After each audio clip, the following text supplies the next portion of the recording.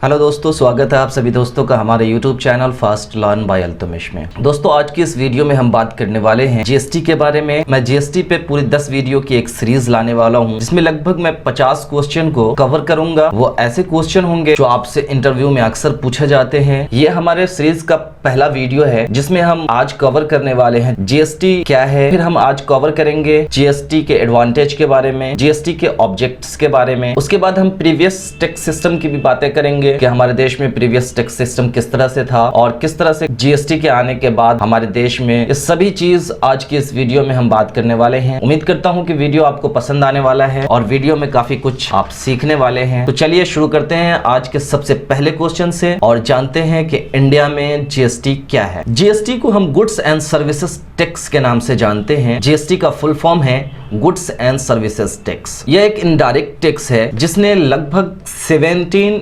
Indirect tax को replace किया, जैसे VAT, excise, service tax etcetera. Goods and service tax act 29 March 2017 को parliament में पास किया गया और 1 जुलाई 2017 को हमारे देश में जीएसटी लागू कर दिया गया। इसी को हम दूसरी शब्दों गुड्स एंड सर्विसेज की सप्लाई पे लगाया जाने वाला टैक्स है। इंडिया में GST tax law comprehensive and destination based tax है जो एवरी वैल्यू एडिशन पे लगाया जाता है। जीएसटी पूरी कंट्री के लिए सिंगल डोमेस्टिक इनडायरेक्ट टैक्स है। तो ये था जीएसटी का इंट्रोडक्शन। दूसरे क्वेश्चन की तरफ बढ़ते हैं और जानते हैं कि जीएसटी के ऑब्जेक्ट्स क्या हैं। Objects of GST to achieve the ideology of one nation one tax. हमारे देश में पहले क्या होता था, बहुत सारे इनडायरेक्ट टैक्सेस लगाए जाते। एग्जांपल के लिए मैं आपको बता दूं, वेट टैक्स लगाए जाते थे, सर्विस टैक्स लगाए जाते थे, या फिर एक्साइज ड्यूटी लगाई जाती थी और भी बहुत सारे टैक्स लगाए जाते थे। और उससे कहीं ना कहीं हमारे देश में चीजें महंगी होती जा रही। बहुत सारे लोग जो है अच्छी तरह से बिजनेस नहीं कर पाते थे। उसका सबसे बड़ा रीजन ये था कि जब हम स्टेट के अंदर में कोई चीज सेल करते थे तो हमें वेट देना होता था, और जब हम स्टेट के बाहर कोई चीज सेल करते थे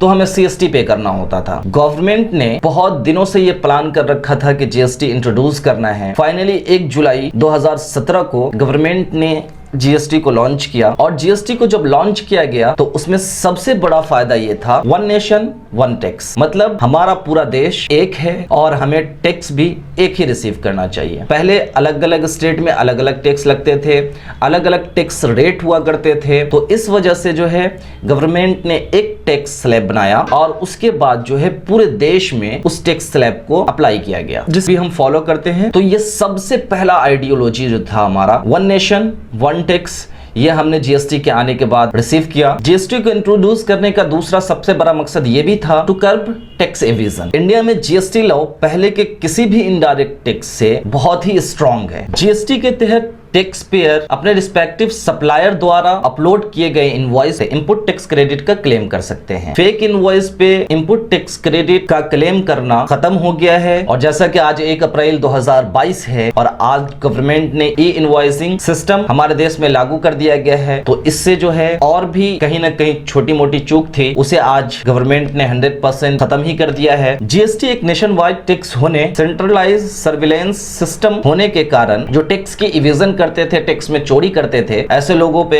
काफी दबाव बना है और टैक्स में फ्रॉड करने वाले को लगाम लगाया गया है। थर्ड ऑब्जेक्ट की अगर हम बात करते हैं जीएसटी के, to subsume the majority of the indirect taxes in India. जैसा कि मैंने आपको पहले ही बताया है कि इंडिया में पहले बहुत सारे टैक्स थे, लाइक सर्विस टैक्स था, वेट था, उसके बाद एक्साइज ड्यूटी थी एक्सेट्रा, जो मल्टी सप्लाई चेन स्टेज पर लगाया जाता था। कुछ टैक्स, कुछ स्टेट अलग टैक्स वसूल करते थे, कुछ स्टेट यूनिफॉर्म्ड और सेंट्रलाइज्ड टैक्स नहीं था हमारे देश में पहले, इसीलिए जीएसटी को इंट्रोड्यूस किया गया। अंडर जीएसटी सभी मेजर इनडायरेक्ट टैक्स को एक ही में सब्ज्यूम्ड कर दिया गया। इससे टैक्स पेयर पे कंप्लेंट्स और बर्डन को काफी कम कर दिया गया और गवर्नमेंट के लिए भी ये काफी आसान हो गया। अगर हम चौथे ऑब्जेक्ट्स की बात करते हैं, to promote competitive pricing and increase subsumed. अगर हम इसकी बात करते हैं, जीएसटी इंट्रोड्यूस होने से कंजम्पशन और इनडायरेक्ट टैक्स की रेवेन्यू में भी काफी ज्यादा इंक्रीज हुआ। प्रीवियस रिजीम में टैक्स के कैस्केडिंग इफेक्ट के कारण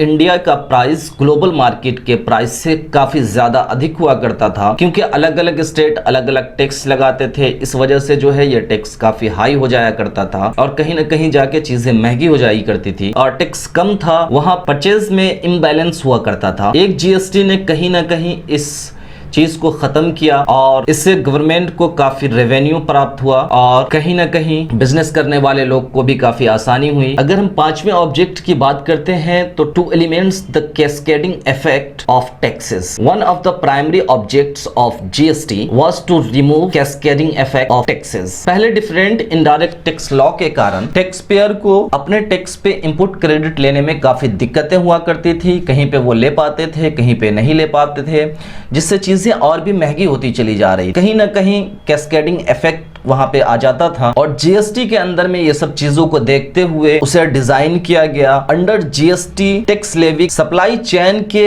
हर स्टेज पे ऐड किए गए वैल्यू पे लगाया जाता है, जिससे कैस्केडिंग इफेक्ट गुड्स और सर्विस दोनों में हम इनपुट टैक्स क्रेडिट ले सकते हैं। तो ये भी एक बहुत बड़ा अचीवमेंट था हमारे लिए। छठी अगर हम बात करते हैं, ये बहुत ही इंपोर्टेंट था हमारे लिए, online procedure of ease of doing business. पहले कहीं ना कहीं हमें जीएसटी से पहले की अगर हम बात करते हैं तो बहुत सारे फॉर्म फिल करने होते थे, फिर ऑफलाइन उसको काम करना पड़ता था, बहुत ज्यादा टाइम कंज्यूम किया हो जाता था बिजनेसमैन का, जो भी काम करने वाले थे, तो काफी परेशानियां हुआ करती थी। जब जीएसटी को इंट्रोड्यूस किया गया हमारे देश में तो इन सब को नजर में रखते हुए एक पोर्टल तैयार किया गया, जिस पोर्टल पे आप सभी चीज कर सकते हैं, चाहे वो जीएसटी रजिस्ट्रेशन से लेके जीएसटी रिटर्न फाइल हो, या फिर आप पर कोई नोटिस अगर आ जाता है तो आप जीएसटी के पोर्टल पे जाके उस नोटिस का जवाब भी दे सकते हैं, आप टैक्स ऑनलाइन पे कर सकते हैं। तो ये सभी चीज आपको ऑनलाइन कर दी गई, जिसकी वजह से बिजनेसमैन का या जो काम करने वाले हैं या फिर कोई अकाउंटेंट हो, सीए हो,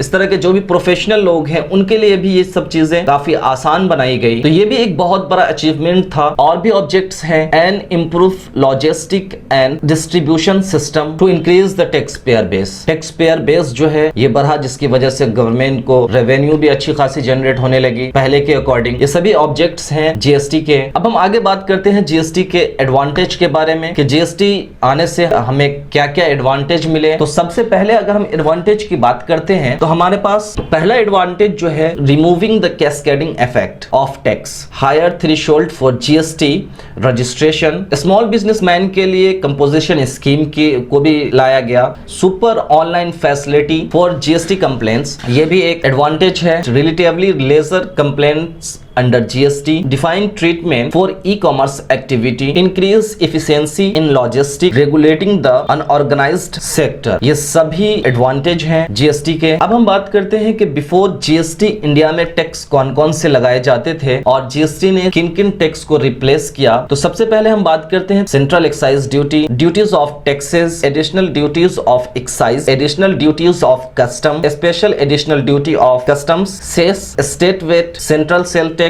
purchase tax, luxury tax, entertainment tax, entry tax, tax on advertisement, tax on lotteries, betting और गैम्बलिंग, ये सभी टैक्स को जीएसटी ने रिप्लेस किया। दोस्तों, एक एग्जांपल के थ्रू हम समझने की कोशिश करते हैं how has GST help in price reduce. सबसे पहले पीपीटी में देखते हैं कि ये हमारा मैन्युफैक्चरर है, ये होलसेलर है, ये रिटेलर है और ये कस्टमर। अब हम यहाँ पे बात करेंगे प्रीवियस टैक्स स्ट्रक्चर की, उसके बाद करेंगे जीएसटी टैक्स स्ट्रक्चर। तो सबसे पहले हम यहाँ पे देखते हैं कि रॉ मटेरियल विद टैक्स, उसके बाद production profit equal to total and tax. 10% tax हमने यहाँ पे कलेक्ट किया है। हम मान लेते हैं कि 200 रुपए का रॉ मटेरियल प्रोडक्शन करने वाली कंपनी ने खरीदा, जिसमें टैक्स इंक्लूड था। इसने अपना 50 रुपया प्रॉफिट ऐड किया, 10% टैक्स 25 रुपया, टोटल इनवॉइस वो 275 रुपए की हो जाती। होलसेलर ने ये सामान परचेज किया तो 275 रुपए में परचेज किया और उसमें अपना 50 रुपया जो है प्रॉफिट ऐड किया, जो प्रोडक्ट 325 रुपए का हो जाता है। और जब वो सामने रिटेलर को सेल करेगा उससे 10% टैक्स वसूलेगा और टैक्स वसूलने के बाद टोटल इनवॉइस वैल्यू जो हो जाती है 357 रुपया 50 पैसा। रिटेलर ने परचेज किया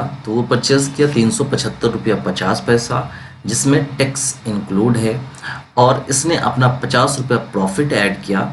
अब उसके हाथ में जो है ये प्रोडक्ट हो जाता है 408 रुपए का। और जब वो किसी भी कस्टमर को सेल करेगा तो वो कस्टमर से 10% अगर टैक्स रिसीव करता है तो वो टैक्स रिसीव करता है 40 रुपया 80 पैसे का। और टोटली जो है कस्टमर के हैंड में जो वो प्रोडक्ट आता है वो 448 रुपया 25 पैसे का आता है। इसी तरह से हम देखते हैं यहाँ पे जीएसटी के कॉन्सेप्ट में क्या होता है। जीएसटी में हमने 200 रुपए का कोई प्रोडक्ट परचेज किया, इसमें टैक्स इंक्लूड है, 50 रुपए की प्रॉफिट ऐड की, 250 रुपए हो जाता है, उसमें हमने होलसेलर से 25 रुपया टैक्स वसूला 250, तो टोटल इनवॉइस वैल्यू हो जाती है 275। उसके बाद जब होलसेलर के हैंड में ये प्रोडक्ट अभी 250 रुपए का है, 50 रुपए इसने प्रॉफिट ऐड किया तो टोटल 300 रुपए हो गए। 300 रुपए में हमने यहाँ पे जो हमारा रिटेलर था जब उसने हमसे सामान परचेज किया तो हमने उससे 30 रुपए जीएसटी रिसीव किया और टोटल इनवॉइस वैल्यू जो है इसी तरह से जब रिटेलर ने वो सामान परचेज किया, परचेज अमाउंट 300 रुपए की थी और जीएसटी जो उसने पे कर रखा था वो 30 रुपए पे कर रखा था। तो कस्टमर के हैंड में फिर रिटेलर ने उस पर 50 रुपया ऐड किया और फिर वो वैल्यू हो जाती है 350 रुपया। और 350 रुपये में जब वो सामने कस्टमर को सेल करता है तो वो टोटल इनवॉइस वैल्यू 385 रुपये की हो जाती है और कस्टमर के हाथ में ये सामान जो है 385 रुपये का आता है। अब आप कहेंगे इस दोनों चार्ट को एक दफ़ा आप गौर से देखें तो आपको मिलेगा कि यहाँ पर जब हम थे तो हमने 250 रुपये ये अमाउंट था, 250 रुपये में हमने 25 रुपया टैक्स रिसीव किया और यहाँ पे 275 रुपया हो जाता था purchase in hand of wholesaler. मगर जब यहाँ पे हम देखते हैं तो 200 रुपये का सामान है, 50 रुपया प्रॉफिट है, ये लाइन तो सेम पर की लाइन। मगर जब यहाँ हम आते हैं तो ये 375 रुपया ना होके 250 रुपया हमने लिखा है और यही चीज आपको समझनी है। प्रीवियस टैक्स में ये 25 रुपए का जो टैक्स था वो इनवॉइस में जोड़ के आगे सेल किया जाता था और करेंट में सिर्फ और सिर्फ प्रोडक्ट के प्राइस को और हमने जो अपना प्रॉफिट ऐड किया वो प्राइस को ऐड किया जाता है। तो हमारा प्रोडक्ट कितने का था, 200 रुपए का था और हमने जो प्रॉफिट ऐड किया तो वो हो जाता है 250 रुपया। यानी इस अमाउंट को बेसिकली इसके साथ हम जोड़ रहे हैं। इसी तरह से हम यहाँ पे इस अमाउंट को इसके साथ जोड़ रहे हैं और इसी तरह से इस अमाउंट पे हम टैक्स रिसीव कर रहे हैं टोटल। और पहले क्या था कि इन सभी अमाउंट को जोड़ने के बाद ये अमाउंट ये तीन अमाउंट को जोड़ने के बाद, यानी आप ऐसे समझे ये अमाउंट और ये अमाउंट जुड़ने के बाद जो है वो हमारा इनवॉइस वैल्यू ज्यादा हो जाता था और कैस्केडिंग इफेक्ट पड़ता। क्योंकि कैस्केडिंग इफेक्ट पड़ता था क्योंकि ये जो 25 रुपया है ये हमारा टैक्स का अमाउंट है और हम कैस्केडिंग इफेक्ट उसे ही कहते हैं जब हम टैक्स के अमाउंट पे दोबारा टैक्स पे कर रहे हैं, उसे हम कैस्केडिंग इफेक्ट कहते हैं। तो ये डिफरेंस है और ये डिफरेंस होने की वजह से हमारा जीएसटी जो है प्राइस को रिड्यूस करता है प्रीवियस टैक्स सिस्टम से। अगर हम इसके टैक्स के लायबिलिटी की बात करते हैं तो जब हमने ये सामान परचेज किया था तो हम मान लेते हैं कि ऑलरेडी हमने पे कर रखा है 15 रुपया, उसके बाद हमने सामने वाले से 25 रुपया रिसीव किया। इसी तरह से हमारी टैक्स लायबिलिटी जो बन गई वो गवर्नमेंट को देने की 10 रुपये की बन जाती है।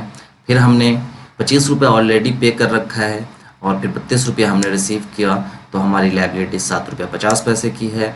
उसके बाद 32 रुपया हमने ऑलरेडी पे कर रखा है यहाँ पे और 40 रुपया 75 पैसे हमने रिसीव किया तो हमारी टैक्स लायबिलिटी जो है वो 8 रुपया 30 पैसे की बनती है। बस हम जीएसटी की बात करते हैं, ऑलरेडी हमने 15 रुपया पे कर रखा है, उसके बाद क्या 25 रुपया, टैक्स लायबिलिटी सेम है 10 रुपया।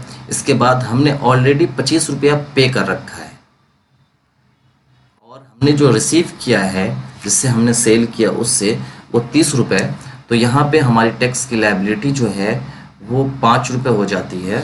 सॉरी, ये यहाँ पे गलत लिखा हुआ है, ये यहाँ पे 5 रुपये हो जाती है। ठीक है, इसी तरह से हम आगे जब बढ़ते हैं हम देखते हैं कि यहाँ पे हमने ऑलरेडी 30 रुपये पे कर रखा है यहाँ पे और हमने सामने वाले से कितना रिसीव किया, हमने सामने वाले से रिसीव किया 38 रुपया रिसीव किया होगा यहाँ पे सामने वाले से 380 रुपये का 10% और हमारी जो लायबिलिटी बन के आती है तो यहाँ पे 8 रुपये की लायबिलिटी हमारी बाकी है जो गवर्नमेंट को पे कर रही है। तो दोस्तों आज की इस वीडियो में हमने बात किया कि इंडिया में जीएसटी क्या है, जीएसटी के ऑब्जेक्ट्स क्या हैं, फिर हमने बात किया एडवांटेज क्या है जीएसटी के, उसके बाद हमने प्रीवियस टैक्स सिस्टम देखा और करंट टैक्स सिस्टम देखा, उसके बाद हम एक एग्जाम्पल के थ्रू हमने ये समझने की कोशिश की कि पहले और अभी के अकॉर्डिंग हमारे पास टैक्स में क्या डिफरेंस है, पहले कैस्केडिंग इफेक्ट किस तरह से पड़ता था, अब गवर्नमेंट ने जीएसटी में कैस्केडिंग इफेक्ट को किस तरह से रिमूव किया। तो ये सभी चीजें आज की इस वीडियो में हमने बातें की। अगर आप हमारे channel fast learn bye Altamash पे नए हैं तो प्लीज चैनल को सब्सक्राइब कीजिए, घंटी पे क्लिक कीजिए कि आइंदा आने वाले वीडियो का नोटिफिकेशन आपको मिलता रहे। वीडियो अगर पसंद आए तो लाइक करें, कमेंट करें, शेयर करें अपने दोस्तों के साथ। तो मिलते हैं जीएसटी की एक नई वीडियो में, तब तक के लिए मुझे दीजिए इजाजत। अपना ख्याल रखिए, खुश रहिए। Thanks for watching.